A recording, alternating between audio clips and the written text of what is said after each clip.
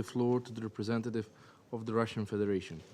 Mr. President, today is the last day of a week which was anything but simple, and it will be remembered by one and all for the information hullabaloo which was created by Ukraine, its Western sponsors, related to the one-year mark of the Russian special military operation in Ukraine. And it would seem that this is what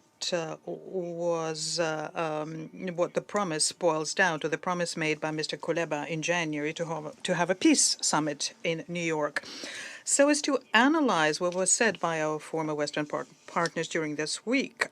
We could, without exaggeration, convene a whole political science conference, and possibly that this will happen in the future. Well, people will want to cast a retrospective eye on this. And for such a political science conference, we could propose the following title: Yet Another Missed Opportunity to Peacefully Resolve the Ukrainian Crisis.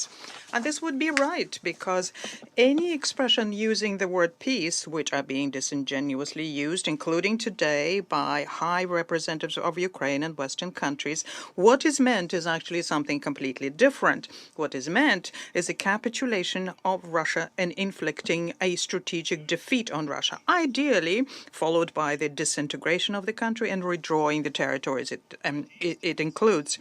These true goals of Western interference in Ukrainian affairs were clearly displayed, by the way, almost exactly 9 years ago on the day of the Maidan anti-constitutional coup on the 21st of February 2014.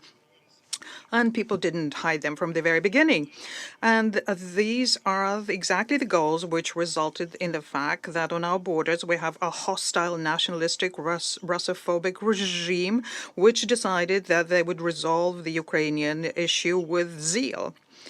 Our British colleague yesterday, when she spoke in the General Assembly, and she criticized the Belarus submitted amendments to the draft resolution, she stated then that the amendments equate the aggressor and the victim.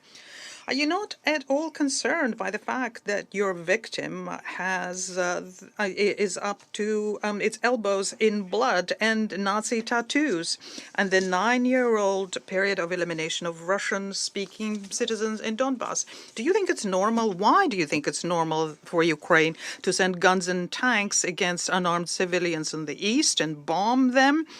Only because those people do not want to give up on their own identity. Because that is exactly what the Kiev regime did in the summer of 2014. And it was then the internal Ukrainian armed conflict erupted. Do you think that we were supposed to resign ourselves to this situation? Please allow me to remind you that its aggression against Yugoslavia was justified by NATO by the campaign of terror and the need for the Kosovars to live in security and enjoy universal human rights and freedoms on an equal basis. This is a quote from the statement made by NATO on the 23rd of April, 1999.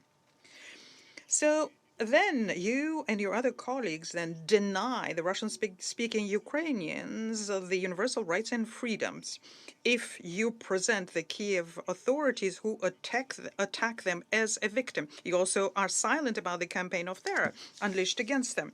For us, it is obvious that Ukraine is not a victim, because if Ukraine did not wage war against the people in Donetsk and Lugansk, as you condoned it, but rather heeded their aspirations, then there would have been no need for our special military operation. And the Crimea probably would have remained within Ukraine, because the people of the Crimea only decided to choose reunification with Russia only after they've heard direct threats from the Kiev authorities. I would like to take opportunity of the fact that we have Ms. Kolonna and Ms. Baerbock here at the meeting. And I would like to raise yet one more very inconvenient for our Western colleagues topic, namely the Minsk agreements. We have all heard recently the confessions made by François Hollande, by Angela Merkel, and by Boris Johnson. They said that neither France nor Germany nor the United Kingdom ever viewed the agreements seriously, had no intention to urge the Ukrainian authorities to implement them, and only used the agreement so to bide the time and give Kiev time to prepare for a war with Russia. Now, even if you disregard the dimension side of the issue, and we have no illusion about the moral qualities of our Western colleagues by now, what we have here is that the leaders of these states openly basically stated that they knowingly violated Security Council Resolution 2202, which enshrined the Minsk agreements. But this does not stop the ministers of foreign affairs of these very states from lecturing other member states here in the Council today. Furthermore, a trite cliche we heard during this week, and it appeared a lot earlier. It consists of the fact that if Russia is to end the war will end, and if the Ukraine will stop fighting, there will be no Ukraine. It sounds pretty, but it's absolutely false. Where, when, and from whom did you hear that the goal of our military operation is to destroy Ukraine, to de-Ukrainize Ukraine? We have never stated such a goal.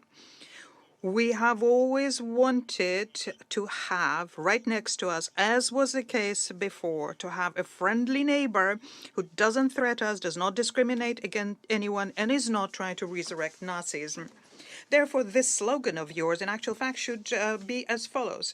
If Russia stops hostilities, the Ukraine will continue discrimination against the Russian-speaking people, those who do not want to live with violence. Its rights and freedom will continue to be violated, and the glorification of Nazi criminals will continue. If Ukraine ends hostilities, it will get the chance to be reborn as a normal, peace-loving state and will save many thousands of lives. And that is why we have stated on many an occasion that we are ready to negotiate about how the goals of our special military operation could be implemented using peaceful means. But of course, any mechanism which are underpinned by other kind of scenarios, we are not prepared to consider. Colleagues, we have stated many times this week that ending hostilities in Ukraine is not something that the collective West is interested in, and only collective West alone. They, as we know for a fact, prevented the Kiev regime from making peace in April last year, and our Western colleagues currently are happy with everything. The Russians and Ukrainians are killing each other, the Western defense companies are getting fabulous profits, and they have a platform for testing new weaponry, and NATO is getting rid of its old weapons and is rearming. But Washington is also weakening its European competitors, who are displaying heretofore unseen servility and impotence. And this is something that we talked about at length in this chamber yesterday. And most importantly, the West is rubbing its hands and hoping that it will weaken Russia, will threaten China, and will keep its monopoly position in the world, remain the only so-called blossoming garden, as was stated by Mr. Borrell, on this jungle planet. Then the top golden billion will continue enriching itself at the expense of others, pitting countries against each other, using their natural resources and exploiting its people. And that is what is meant by the rules-based order, which Russia dared infringed upon because we don't want to accept a Russophobic wasp's nest at our borders.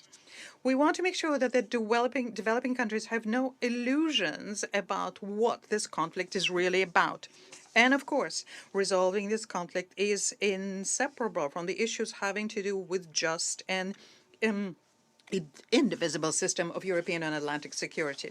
Currently, it only works for the United States and its NATO allies. They arrogated to themselves the right to interfere in any international issues and internal affairs of other countries. Ukraine is a very good example.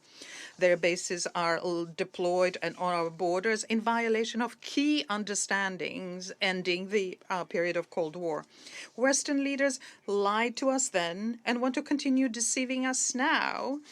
For them, the right of NATO to expand uncontrollably is absolute, and they keep telling us tall tales about how much money they spend for development purposes, as was just done by State Secretary Blinken. Let me just recall here that after the Cold War alone, the United States conducted 251 military operations abroad and inflicting untold damage on those countries. Even if you pay 100 times more than you do now, you will not be able to make up for that damage. The collective West need to understand and accept the fact that there are other players on the planet with their own interests, and you have to coexist with them, or you can even cooperate them in mutual interests. But this has to be done on an equal and respectful basis. A unipolar world is in the past, and it's our mutual interest to make sure that we transition to a multipolar world with as few upheavals as possible. And we would like to hope that the Ukrainian crisis will be the last hot phase of such a transition. This is how a genuine discussion of peace should look like, possibly within the UN. And the sooner we start talking about it like this, the better. We tried to start such a dialogue before the special military operation at the end of 2021, but all our proposals to have such a dialogue was spurned by the West. The price was paid by the Ukrainian people. The Kiev regime sacrificed the Ukrainian people for the purposes of Western geopolitical interests. We welcome genuine efforts to have peace, such as, for example, the Chinese proposal. Though the choices here is up to our former Western partners, first and foremost Washington. Obviously, after everything we've discovered about you this year, after limitless and disgusting Russophobia and the attempts to cancel Russia, after supplying the Zelensky regime with weapons which were used to kill women, children, and the elderly in Donbass, after your Ukrainian adventure and trying to create difficulties for us on our borders, our relations will never be the same. We do not believe you, and restoring our trust will be very difficult, if at all possible, because what's important here are deeds, not words. But attempting to do this, it's in your interest. At this point, you're just worsening the situation by continuing to pump the Kiev regime with weapons and helping them in the battlefield. And you leave us with no option other than to eliminate threats to Russia from the territory of Ukraine militarily. Please bear this in mind when you start making up new anti-Russian initiatives at the UN and pass them off as evidence of support for Ukraine in the world. I thank you.